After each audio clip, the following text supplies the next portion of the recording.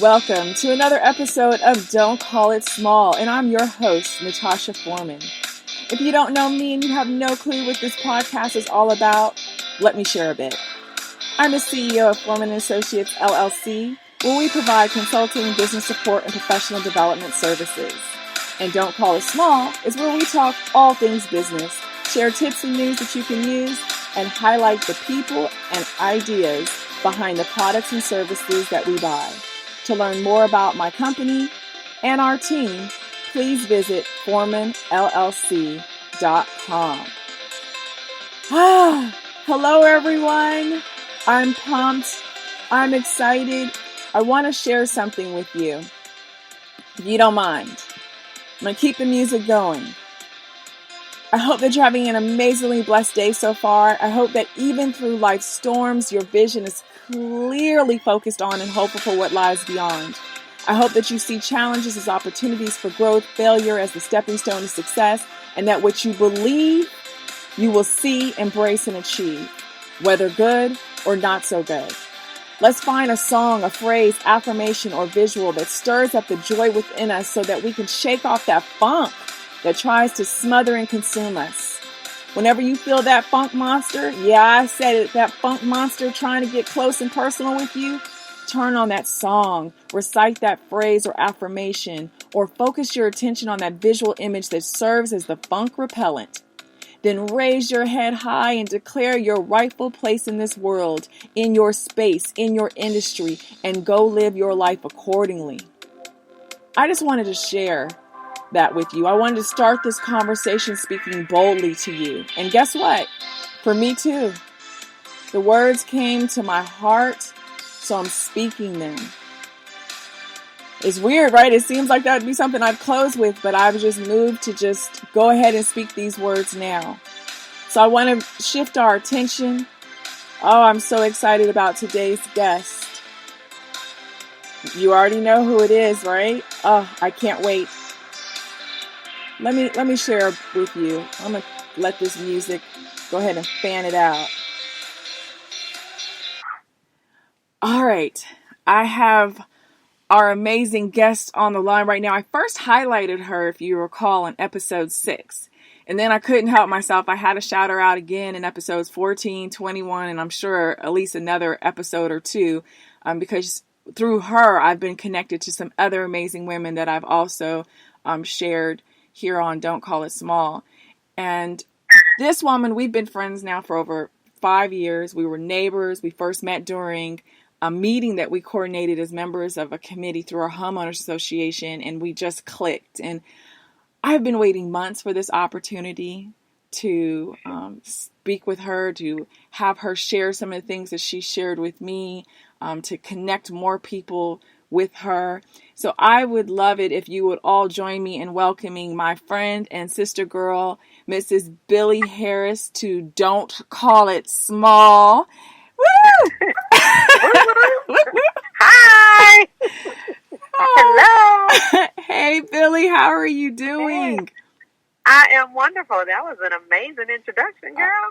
Well, you know, I'm saving your official, formal CEO bio for this part of the conversation, because when you say it, it just flows, and I want you to be able to share your story. So, Billie, not everyone who's listening has followed all the episodes and paid attention to all the social media posts. So some people are like, who's Billie Harris? And why is she on this show? So tell your story. Who are you? You know, tell us about your business, how you got started. Okay, sure. So I am a Mississippi native that's been living in Atlanta now for 21 years. When I first got here, I came here as a student at the Art Institute. So I have a background in graphic design. Needless to say, I love the arts, in which wine and winemaking is, to me, considered an art form, as it is, I'm sure, to a bunch of other people as well. But my love for good food coming from the country, was what kind of segued me into wine and into the wine world. Once I got here, I was on a quest for good food. And so in that realm, I had the opportunity to meet a lot of chefs in the city whom I'm still very good friends with. And a lot of them introduced me to the idea of food wine, basically, and being what I like to call now a marriage made in heaven. Because all of, if not most or all of my dining experiences definitely include wine. And that began to intrigue me to a point where I wanted to learn more about wine. And in my studies, I found that wine is far more than just goodness in a glass. And I do say this a lot. I say this, to my, my friends in wine, I like to call them, that take my tours, as well as people, that come to my pop-up tastings, which are the educational pop-up tastings that I do, that wine is history, it's culture, it's science, it's geography. I mean, it's a lot of things. And so with that being said, that just, sparked my interest and made me want to learn as much as I possibly can. And in that journey, of course, birthed my company, the Vino Van. And it was also because I've been visiting the North Georgia vineyard for about 10 or 11 years now.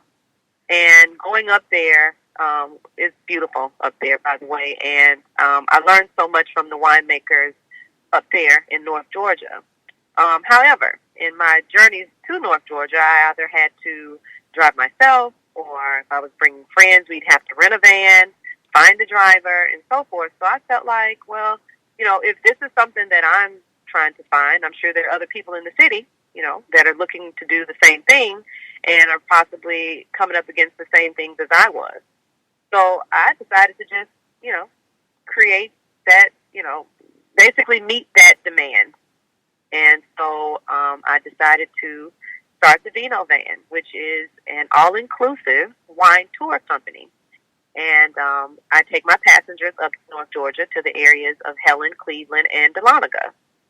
And I've currently been in business now almost 3 years. I'll be approaching my 3-year anniversary in April of next year.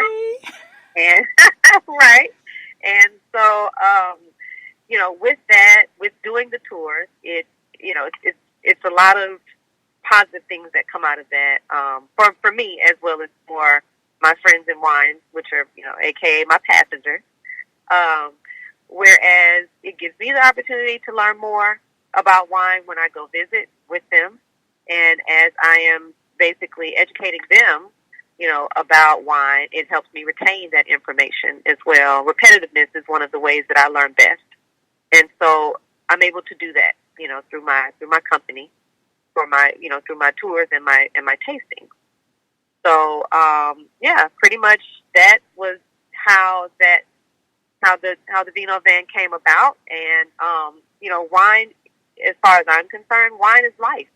That's another one of my sayings that I say often. People will often hear me say, wine is life. It's my life anyway. Just because of the fact that in addition to it being all of those things that I just spoke of, there's also a very special aspect about it that I love the most, that basically I build my company off of, and that's the connections, the friendships, the relationships that are established over wine. That's the beauty of it to me. You put a bunch of strangers in a room, you serve some wine, a little bit of cheese, and before you know it, everybody's talking and mingling and, getting to know each other, finding out some commonalities about each other that, had they not met or talked, would have not have known, Mm-hmm. And I love being able to have a hand in cultivating those types of relationships. I'm really big on relationships because I feel like they're most important just in the world, period, especially how the world is today. We need more relationships, more friendships, more togetherness, and so my way of contributing to that is through wine. I love it. I can already see you smiling because you always smile. So, that is so funny. Yes, I am smiling. It makes me happy. It makes me happy to talk about it. I mean, I smile every time I'm talking about wine. So I remember when we did the trial run of the tour when we first went out, and I've gone to, matter of fact, I've gone on more than one, and then I've gone to tastings. And so we're going to describe two different types of scenarios. Describe the Vino Van tour. How do I go about signing up? What's the process? What's the experience like for me as a attendee, as a participant? Okay. Well, as far as, booking a tour, I keep it super simple. As just basically give me a call. I am a people person, and you know that. I'm a people person. I like to connect with my friends in wine, aka my passengers. So just giving me a call and or finding me on Instagram and Facebook, as well as my website, which I don't know if you want me to give that information now or a little later. You can give it now, and then we're going to do it again. Okay. Well, yeah. So the number to reach me on for booking and reservations is 404-240-3268. And like I said, you can also find me on Instagram and Facebook, and my tag is at the Vino Van LLC on both. And my website is simply www.theVinovan.com.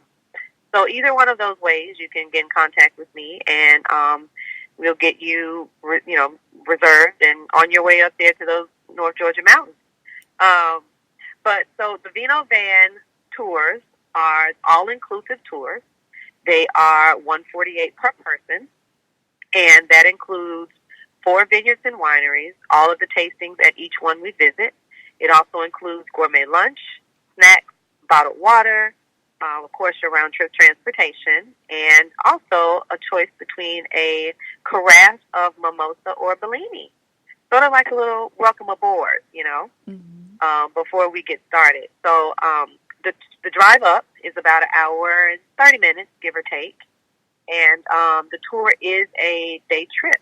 So we usually leave the city at about 10 a.m., 10:30 on Sundays. And we usually make it back anywhere between 6:30 and 7 o'clock. And, that's pretty much it for the wine tour.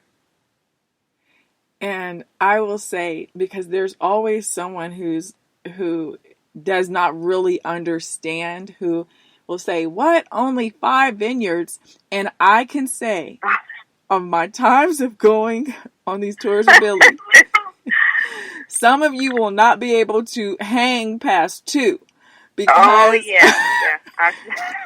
have seen tons of situations like that. By the time they get to their third, a few have tapped out. It just depends. It depends on the situation, I guess. Now, I will say, at each one of those vineyards that we visit, you are tasting anywhere from 4 to 5 wines. So roughly about 20 wines throughout the whole entire tour, is what you will sample that day. So if you want to just kind of put that in perspective,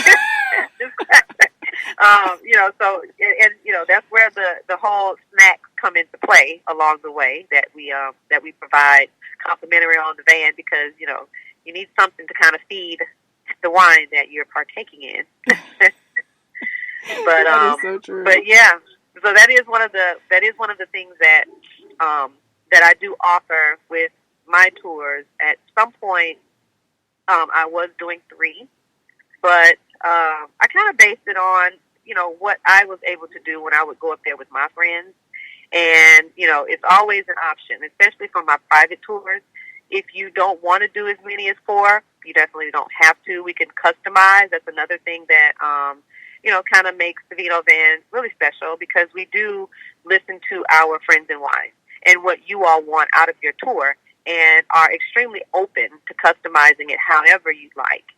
Because the important thing to me is that you have a great time and a great experience, with the Vino Van. I love it. So I'm glad we share that, because there's I already know. I already know. Just like one of Yeah. the tours that I went with you, it was like, what? We're only doing it, and then everyone's sloshed because it's it's Yeah. that moderation and Right. knowing how to. I think a lot of times as well, especially anything that is sweet to us, we Yeah. consume more of because we feel like, oh, I don't feel it. But Oh yeah. sweet is Yeah. always sneaky. Yeah, it is. It can be a little sneaky. And those wines up there, those wines are very unique wines. They are, craft, small batch um, wineries. And sometimes when when you have wines like that, the alcohol volume tends to be a little higher than normal.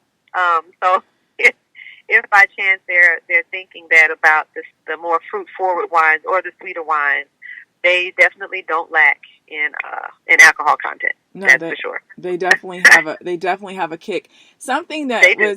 that was very interesting to me because I remember when you first told me, and I didn't realize how many vineyards and how many like that are here, and it was shocking. I'm like, Georgia. Oh yeah. I think of Georgia, and I'm thinking of everything but wine. Uh huh. And I mean, can you just give some insight for people who, whether they live here or they're going to be traveling here, or maybe this can be an inspiring reason to travel here, to just Yeah. have this experience? Can you just share about some of the history of what you've discovered in all your years of being out here?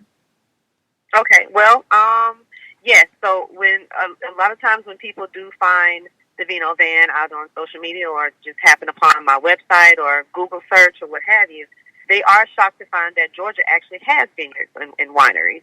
A lot of people have called and to book the reservation, and they first think, "Oh my goodness, I didn't even know they had that in Georgia. I didn't know that Georgia made wine." Well, there are over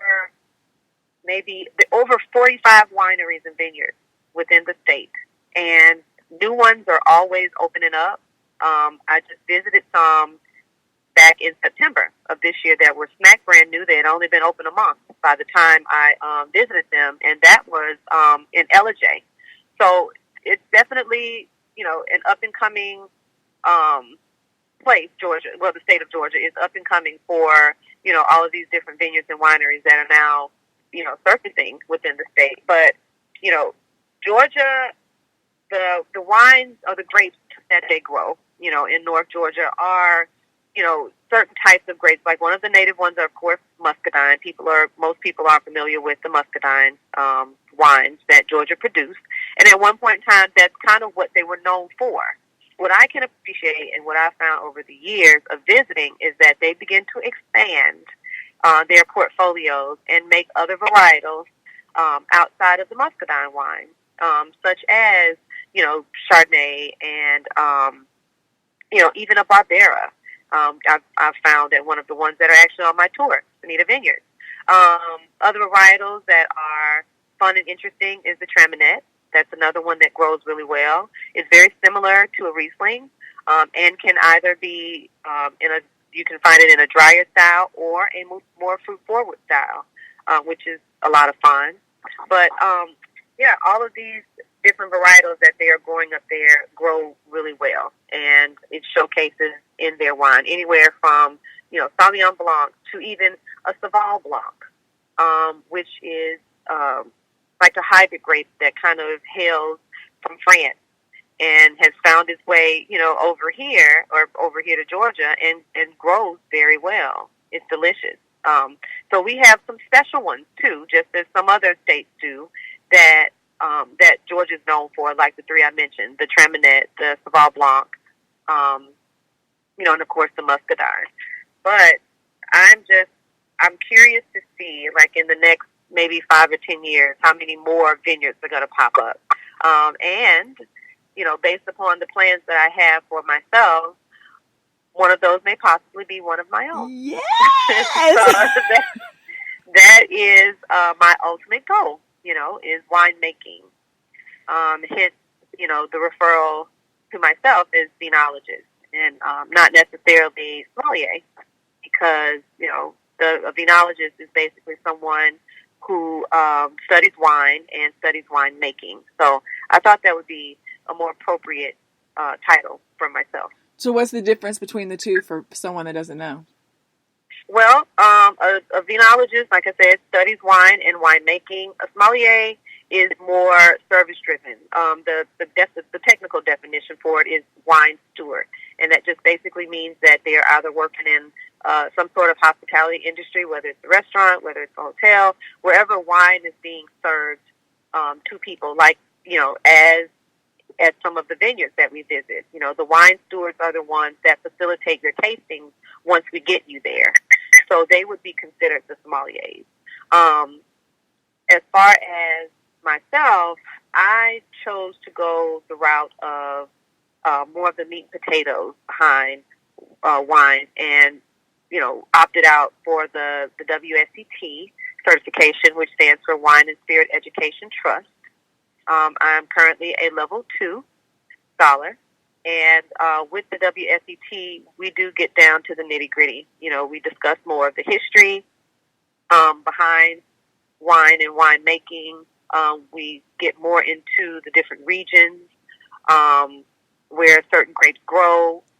Definitely explore all of the different varietals of grapes, and so it's just that's more of the aspect that I wanted for myself, because I do want to learn the foundation and a lot of the basics, in addition to learning how the service aspect of it as well. We do touch a little bit on that within the WSET certification, but it is definitely more in depth than like your Master Quarter Sommelier or other types of certifications. All right. Now, for anyone listening, and you understand that the word is French, and I've heard people, because we're here in an English-speaking country, so we sound things out the way we see it. And I know you've probably heard people do it too. They're like, what's a sommelier? Oh yeah, I have heard so many versions of that word. It's so funny. I've heard some people pronounce it as sommelier. I've heard that. I've heard sommelier. I've heard some other ones that were quite interesting and funny. But either or, sommelier or sommelier, for the most part, is I can say those are the two main ways, maybe, of pronouncing it here. Okay. Of course, with people who have different accents, it's going to probably come out differently. But yes. For us Americans, that's the way we'll say it.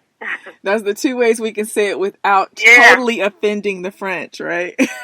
Yeah, this is true. So you mentioned the training and certifications, and I always have to think about every type of listener, and whether there's someone who's thinking, oh my gosh, that would take me 15 years to accomplish, or there's a person who's thinking, oh, so I can just go and click on whatever and watch a video, and I get this certificate to download, and boom, I have this. Like, can you explain? Because when you shared it with me, I was like, oh, that's so labor intensive, but so passionately so.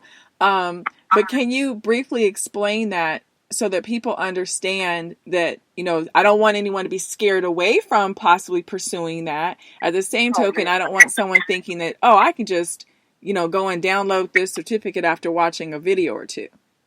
Yeah. Oh, no. So the Wine and Spirit Education Trust is a European based certification established in London, somewhere around, I don't really remember, 1960 something, maybe 69 or so forth. But however it goes, the WSET is a series of 4 levels, with the 4th level, being the big to do. But there is, some criteria for that. There are only select places in the U.S. that you can actually take this. If you're more of a classroom person, which I am, so I was able to find the classes at Vino Venue, which is where I took my WSET level 1 and 2, and we'll be, of course, planning to complete it with them at Vino Venue as they are offering it. However, they also offer the online courses, and it's the same information, granted, but it does require you to study. But more so, it requires passion. I tell everybody that when you're doing something and you're passionate about it and you love it, it doesn't feel as labor intensive as you may think it is. And it doesn't matter if it takes you 5 years or 50 years, to get it or to get comfortable, with it. It's all about doing what you love. And to me, as far as wine goes, and I'm sure a lot of people in the wine industry can agree with me on this, you will never, ever learn everything there is to learn about wine. It's one of those constant rolling things, that you're going to always be discovering new things. You're always going to learn new information, little tidbits along the way from other people that you meet that are also in the wine industry, whether it's, winemakers or sommeliers or other, vinologists, what have you. It's just one of those things where the information itself is so wide and broad to where you will always be learning. I kind of compare it, to people who are doctors. Doctors, they have many years of education under their belts before they can call themselves a doctor or put that PhD behind their name. Kind of the same thing with wine. You just have to, continue learning, continue seeking knowledge about it, and definitely taste. That is one of the absolute most important aspects of learning about wine, is tasting wine, because you have to taste it, to learn about it.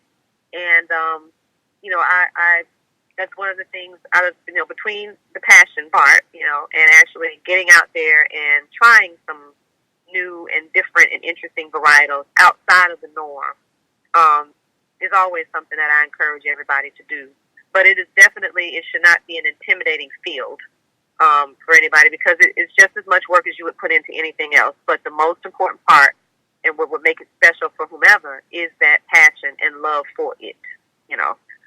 I think that's with anything. If you love it, then it doesn't feel like work. Like the Vino Van definitely does not feel like work to me. My tastings, so much fun, definitely don't feel like work. But yeah, so, that's my little outlook on that part of it. Okay. So I'm glad you mentioned the wine tastings, because it brings me now to this next part. We talked about the wine tour experience.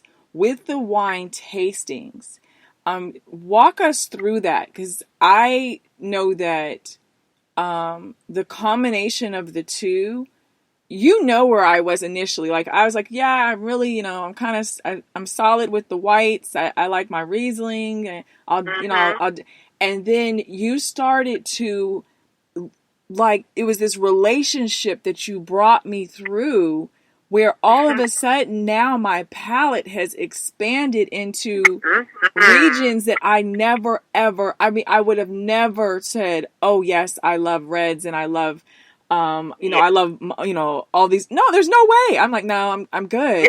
So, and so can you just guide us through the Vino Van wine tasting experience? Sure. So my tastings are, of course, wine education driven, but in a very fun and unintimidating environment. My focus is to basically get people more comfortable with tasting wine and with talking about wine, and not feeling like you have to know a certain set of vocabulary to be able to discuss wine or talk about wine. To not shy away from it because of that reason, or because of the pretentiousness that, has usually been associated with wine in the wine industry. I really want people to see that wine is fun and is meant to be enjoyed. So that's what you ought to do. You ought to enjoy it, and enjoy it with the people around you. So with my pop-up, my thing is the interesting and unusual. So I am always on a search for either varietals that are not necessarily grown or come from the regions that people are most familiar with, or just interesting varietals that people are just not familiar with at all anyway, regardless of where they come from. Because there are thousands and thousands of different varietals, a lot of which we, as Americans, have not even experienced or even heard of before, because they are only found in their native regions, and have not made their way over here. So that's one of the things that I focus on with my tastings, is just getting people, to entertain the idea of exploring, because wine is fun and it's meant to be explored and tried. And you can do that at my tastings without having to go to the store and commit to a full bottle of wine that you're uncertain of, that you've never had before. Because at my tastings, you will never, ever have the same wine twice. That is just not going to happen. Because I do have people who are repeat customers and friends in wine that, continuously come back to my pop-ups because they are fun and they do learn a lot. And with that, they're able to expand their palates just as you. So I love when my friends in wine come in and say, hey, I only like you said, Riesling. Mm-hmm. Or, hey, I only drink Cabernet. I'm like, oh, well, do you now? Well, let's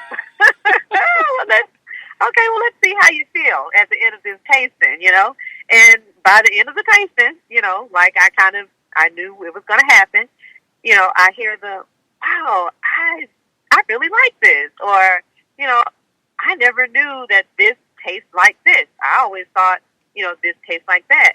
One of the most common varietals that I get that with is Chardonnay. Ah. Chardonnay is thought to be, for the most part, this big, burst of butter and oak, and that's just what people associate it with. So I've had a lot of people that come to a tasting with that. I hate Chardonnay. I can't stand Chardonnay. And I said, well, maybe it was the Chardonnay that you had, but let me show you this one. Or why don't you try this one? This one is unoaked, or this one has not seen, any sort of, other, influences like malolactic fermentation or anything like that. This is the Chardonnay grape in its purest form. This is what this grape tastes like. And when they taste that, they're amazed. Wow, I didn't know that that's what that grape is really like. Well, yeah, but you have all of these other things that are influencing that grape during the fermentation process, which some people do absolutely love. So that kind of segue me into another thing I always say, which is I personally don't feel like there's a such thing as bad wine. And even though there are some varietals or some types and styles and places, that I don't prefer or that I do prefer over others, you have to know that with every wine that's being made out here, there is someone who is buying that wine and they're loving it, all the way from the $2 chuck all the way up to your $100 bottles, of champagne and all in between. There's someone in the world that enjoys those wines. So in my tastings as well, that's what I try to help people figure out. Their flavor profiles, what your palate calls for, what you enjoy, and, getting them to understand how to relate that to someone, whether it's a, sommelier at a restaurant or a wine steward at your local wine boutique, being able to actually tell them, hey, you know what, I prefer light-bodied, fruit-forward Pinot Gris, or whatever the case may be, whatever your descriptors are that you learn from my tastings, you can take that and apply it, to your everyday life, in your everyday wine life. When you're trying to, describe that to others, to be able to get that bottle of wine or that glass of wine that you want and feel confident when you order it, or when you purchase it. So that's, those are all of my reasons for wanting to do or doing, hosting my tastings in the city, just, for that reason, to get more people, to love wine as much as I do and drink more of it. And as I said earlier, eventually, I do plan for some of those wines that I'm going to feature at my tastings to be wines of my own.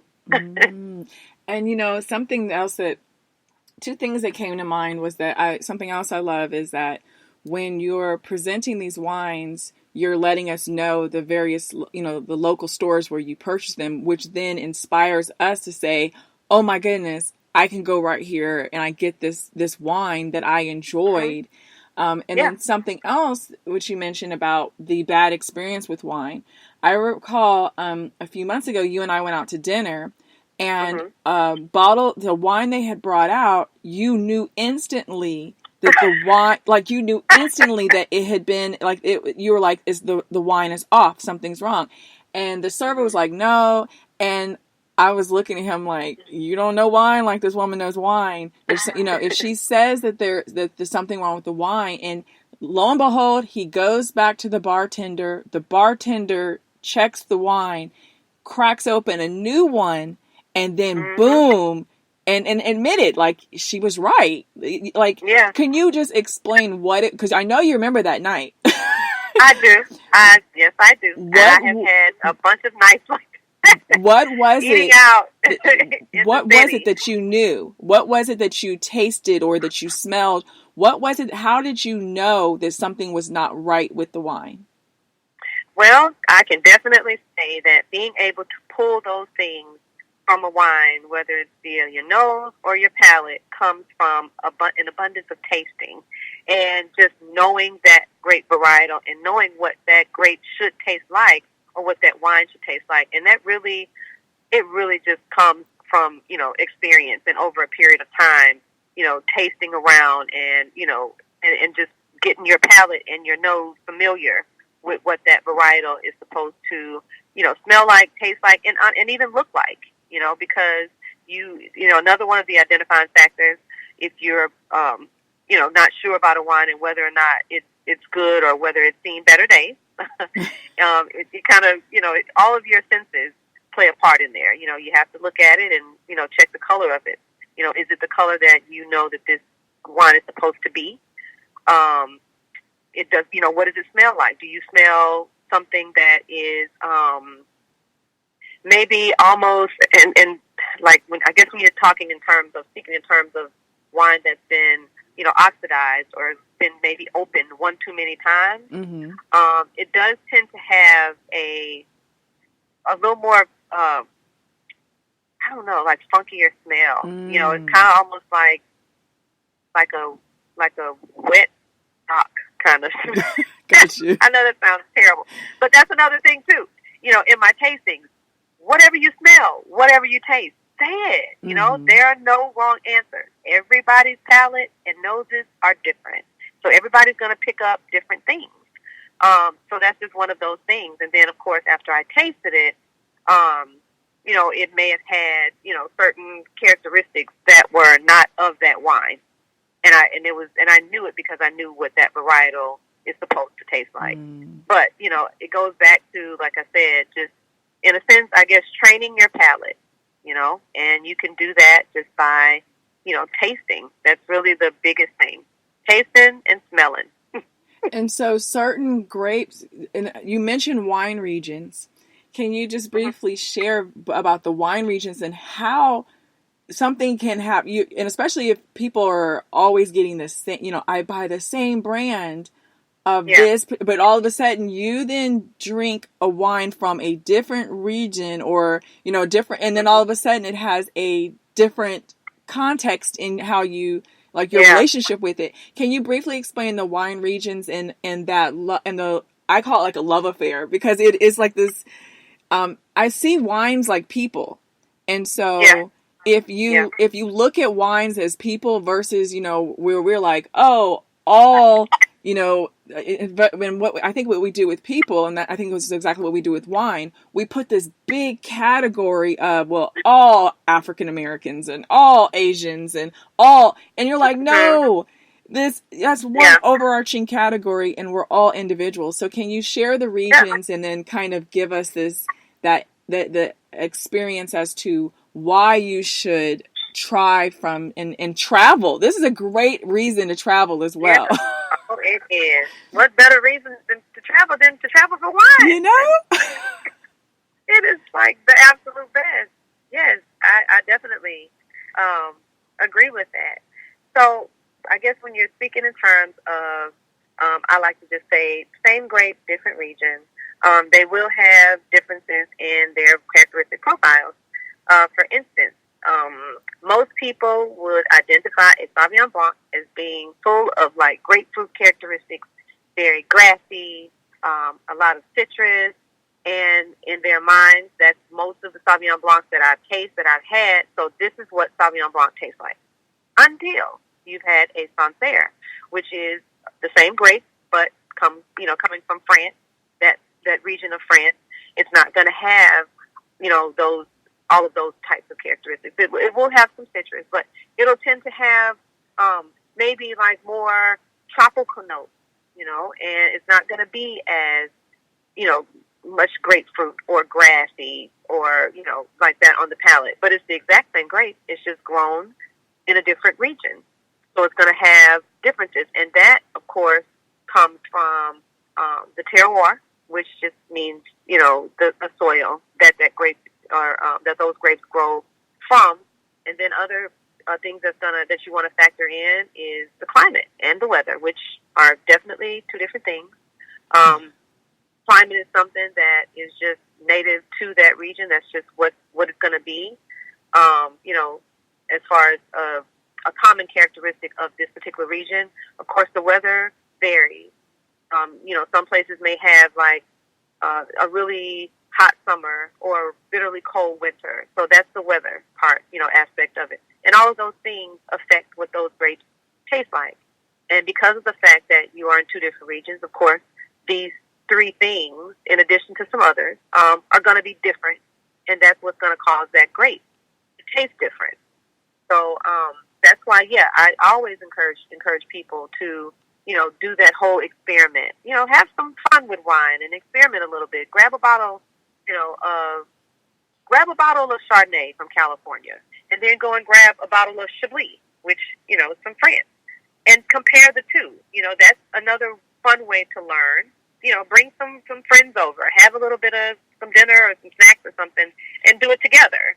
There are all kinds of fun and interesting ways to learn about wine outside of, or in addition to, going to school for it or the certification. It's just the biggest thing, I keep going back to is tasting, tasting and experimenting, for yourself. So what, do you have any promotions, any events coming up, anything that's going on that you want folks to know about? Absolutely. So, of course, my wine tours are year-round. They run every single week. The public tours are from Friday through Sunday. And if anyone would like to do a private tour, you have some additional options where you can travel during the week, if that works best for your schedule. As far as my pop-up tastings, I call them pop-ups because I do pop-up in different areas of the city between downtown, midtown, and Buckhead. So I do try to keep them pretty centrally located for folks to get to. But my next event will be coming up on December the 8th. And it's actually going to be just a little bit different than what I normally do, but it's something that I'm trying out, and it's going to be a lot of fun. So it's going to be at this boutique winery in Sandy Springs, and it's simply called Sandy Springs Boutique Winery. And this particular tasting is going to be a tasting, but it's going to be a tasting of the wines that are made there at that boutique, the Sandy Springs wine. And these grapes are grown in Georgia, in North Georgia, which is also fun, and it just kind of ties into the Vino Van already anyway. So I thought this would be something that would be really cool to do. So these two guys, Hank and Joe, who I've come to know quite well, and they're great guys, I will be teaming up with them to do a wine tasting of their wines that they make, as well as a wine making class. So you're going to get both sides of the spectrum. You'll be able to make some wine that day. You'll be able to taste the wine that they make, and you'll also be able to take a bottle home with you. What? So that's going to be, very special. A lot of fun. And the tickets for that will be found on Eventbrite. The link will go up next week. Not sure what day yet, but the link is going to go up next week, so you'll be able to find that on Eventbrite. And I'll also post it on both of my social media pages on Instagram and Facebook, so you'll be able to access it from there as well. And those tickets are $75. I think that's a great bang for your buck. Awesome. And a very awesome way to spend a nice little Sunday afternoon. I love it. So how are we doing on time? Do I have enough time for 2 more questions? Sure, absolutely. All right. So you were just recently featured in a magazine, and I was bursting at the seams.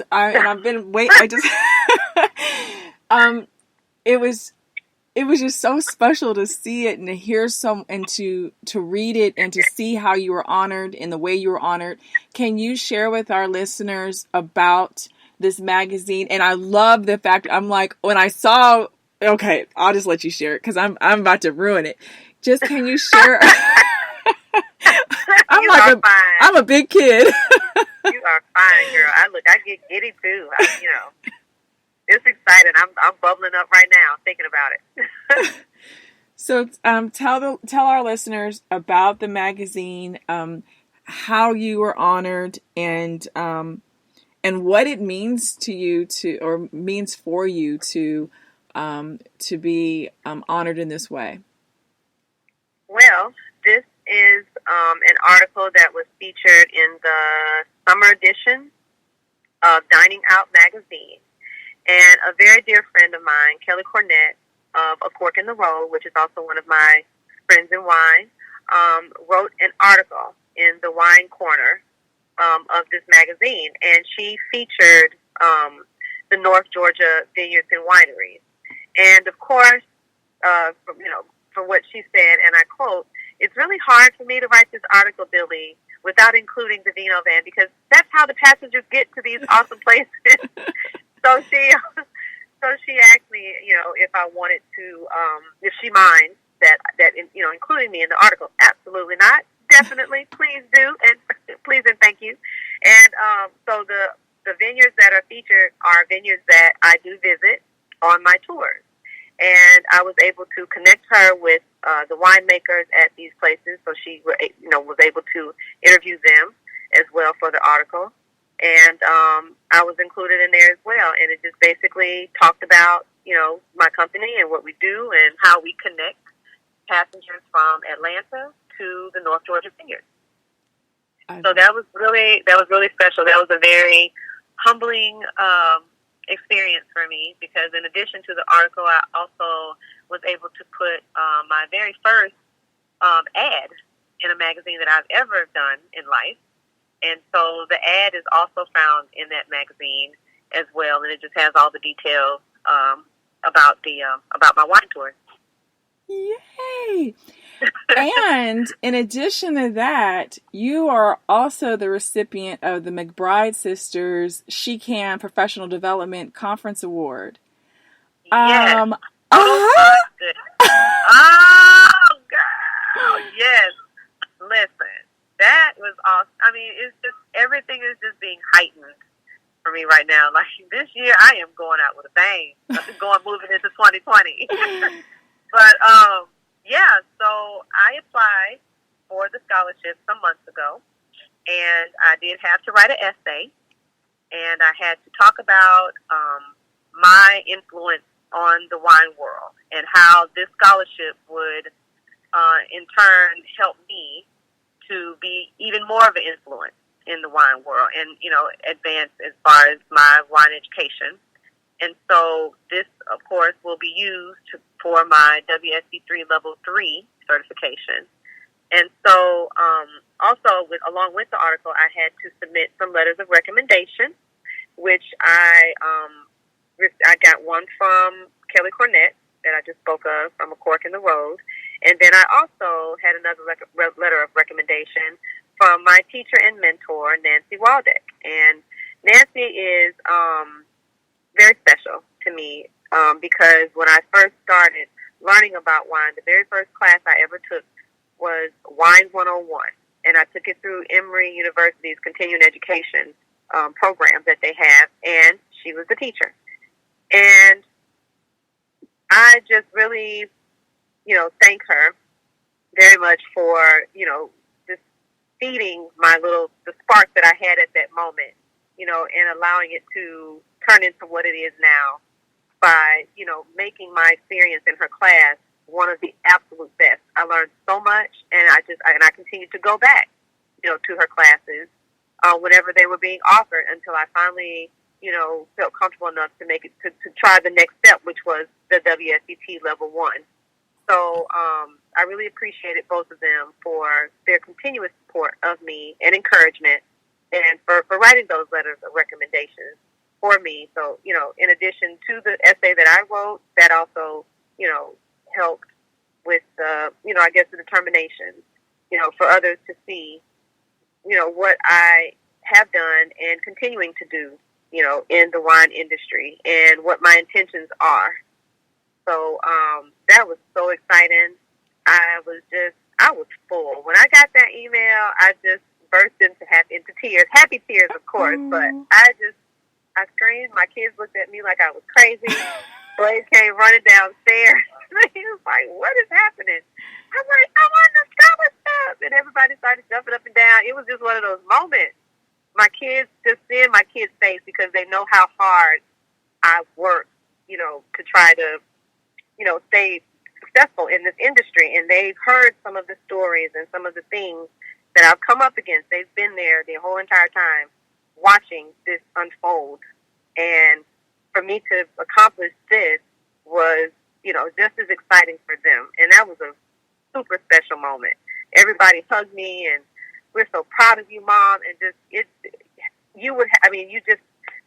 hear your kids say that in itself is just the most rewarding thing, to know that my kids are also proud of me, just as proud as I am of myself and my husband as well. So that was extra special and, just amazing on so many different levels, in addition to, allowing me to be able to continue my education in wine.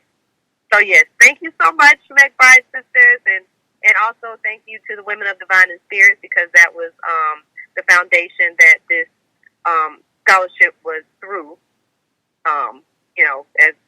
so I just really, I thank all of them for that opportunity. And yes, and you can find my article on the McBride Sisters website. So please check that out. Yes, please do. Please do. Yes, and support these amazing sisters. Their wines are delicious. I actually, way before this, some years ago, one of my pop-up tasting themes were women in wine. And this was, I want to say, I may have done that tasting 4 years ago, possibly. Maybe, about 4 years ago. And I featured one of their wines there, in addition to some others that I was able to get my hands on.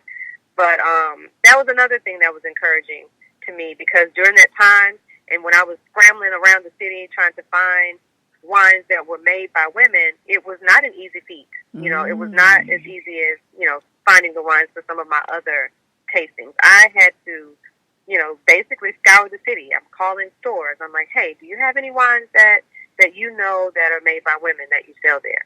And driving to these places all the way in Gwinnett County, and, just all these different things that I had to go to, which even more so confirmed for me that this is where I need to be.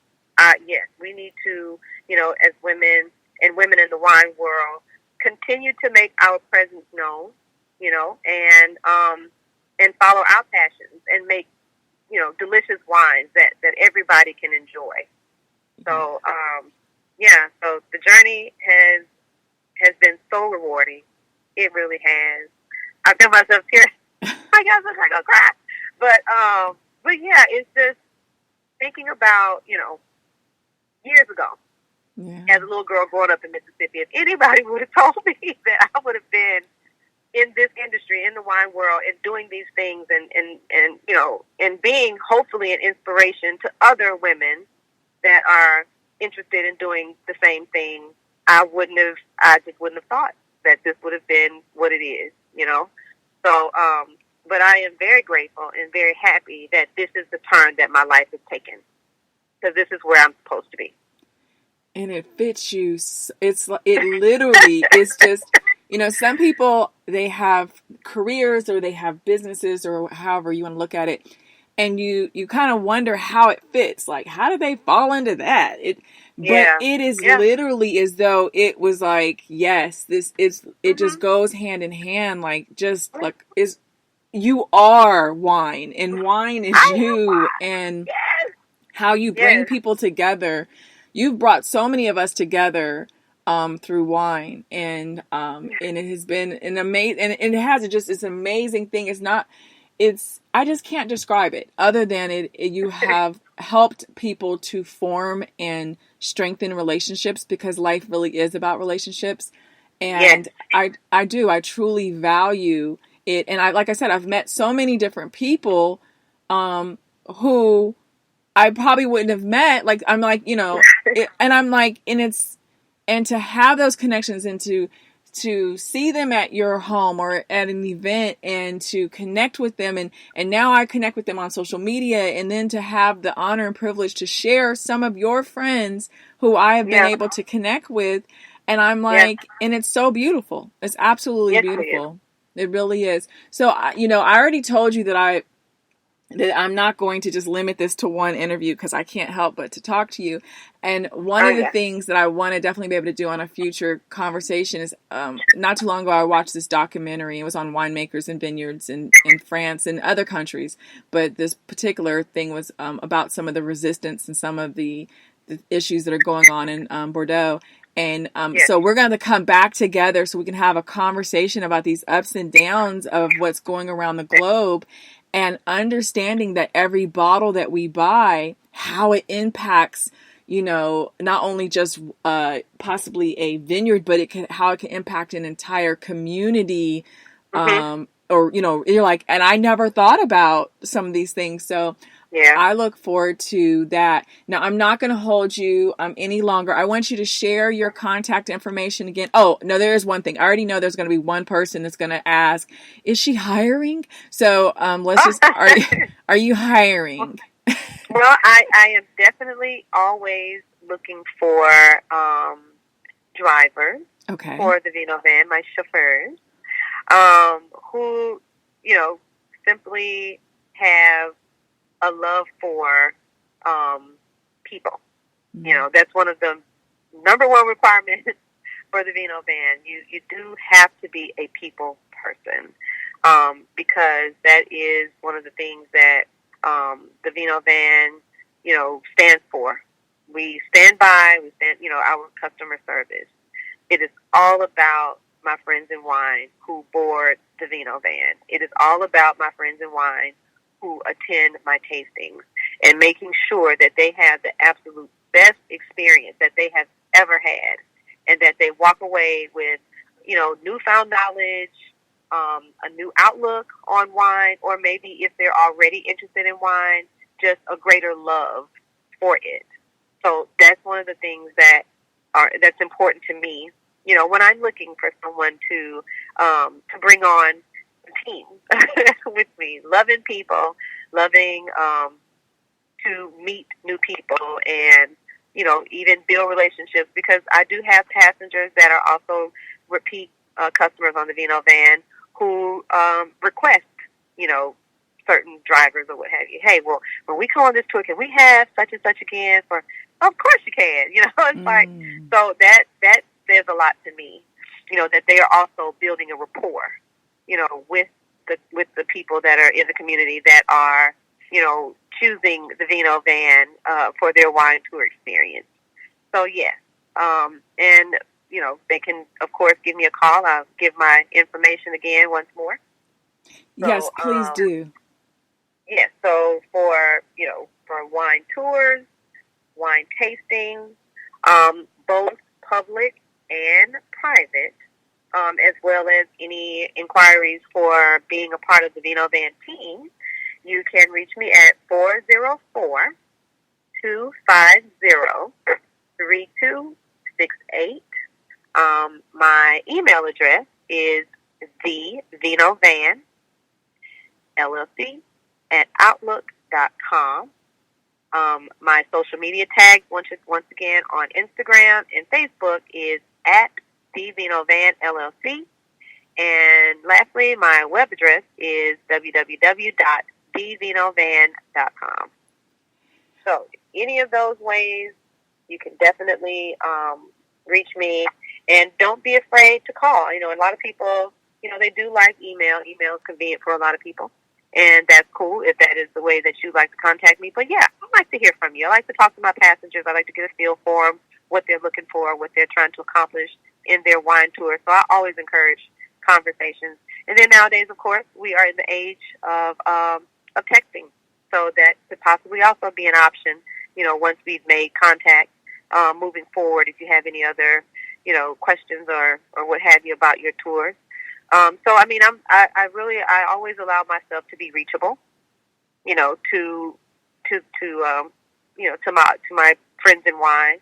I never want them to think that, oh, well, maybe she's too busy. You know, she doesn't have time to, you know, to talk to me about my tour, talk to me about my tasting. I have time for everybody because I want everybody, you know, to experience this. So, yeah, definitely, you know, reach out to me. I'd love to see you aboard and at one of my pop-up tastings. And that's definitely what separates the Vino Van from others around the state or around anywhere else is that right there. Your attention to the relationship. You are very intentional. So I will make sure to share all of your contact information, social media handles, not only on the information section of this podcast, but also through our blog and our social media as well, so that anyone listening has multiple ways in which to say, okay, what was that again? They can just go and find you and connect with you. And hopefully we can get some folks sipping on some wine and learning about grapes and regions very soon. Listen, I am ready. I am ready. I'm always ready. Well, I do. I love and appreciate you. Thank you so much, Billie, for investing this time in. I hijacked this moment, but I definitely do. I want to thank you for sharing all of this, and I look forward to our next conversation on the Don't Call It Small Business Podcast. All right. I do too. I cannot wait, and I just want to thank you so very much for giving me this opportunity. I appreciate it. I love you. I love you too. Have a wonderful day. Thanks so much. You too. Thank you. Bye. Bye. Oh my goodness. I don't know about you guys, but I want a glass of wine right now. If you can't tell why this has just been such a joyful experience, that is the reason why I knew I needed to share Billie with all of you. So many of you had voted for Billie to be one of the first to be interviewed on the podcast. And those of you that never knew who she was, you probably hadn't had the connections through social media. I'm sure that you're probably typing away on your phones and tablets and computers, going to her website and her social media. I'll be sure, like I said earlier, to have all of that information available for you for ease of access. So, you know what that is. You know that music. You know it's that time again. It's time for us to wrap up and go our separate ways until next week. If you have questions or suggestions about this show, please email them to don'tcallitsmallbiz@gmail.com. I want to leave you with a quote. Don't get distracted. Never tell yourself that you need to be the biggest brand in the whole world. Start by working on what you need at the present moment, and then what you need to do tomorrow. So set yourself manageable targets. That quote is by the co-founder of Eve Sleep. That's Jazz Bagniewski. Oh, I'm sorry if I just messed that name up. But that is an amazing, amazing statement. With that, be sure to check us out on IG and Facebook at Foreman and Associates, all one word spelled out. We're also on Twitter at ForemanLLC. You be sure to follow us and share us with your friends, colleagues, and family. And don't forget about little old me. You can't forget about me. Make sure that you follow me on IG, Facebook, Twitter, and LinkedIn at Natasha L. Foreman. Say hello. Share your story. I've connected with so many of you. I look forward to meeting you. Don't forget, you can also text us. Yes, you can text us. We have a text-only line, area code 404-481-1849. That's 404-481-1849. Shout out to Shane Ivers. This is the theme song that you're listening to. It's called Higher Up. Thank you once again for tuning in to the Don't Call It Small Business Podcast, for sharing these episodes with others, for your continued support. Don't forget what I tell you on each and every episode. Don't call what you're planning, thinking, doing, dreaming. Don't call it little. Don't call it small. You better go big, go bold, or go nowhere. I will be here waiting for you next week for episode 24 of Don't Call It Small, where we'll be discussing building a strong foundation team and culture, both professionally and personally. And of course, I will also share some entrepreneurs that you should get to know. Have a super awesome day and week.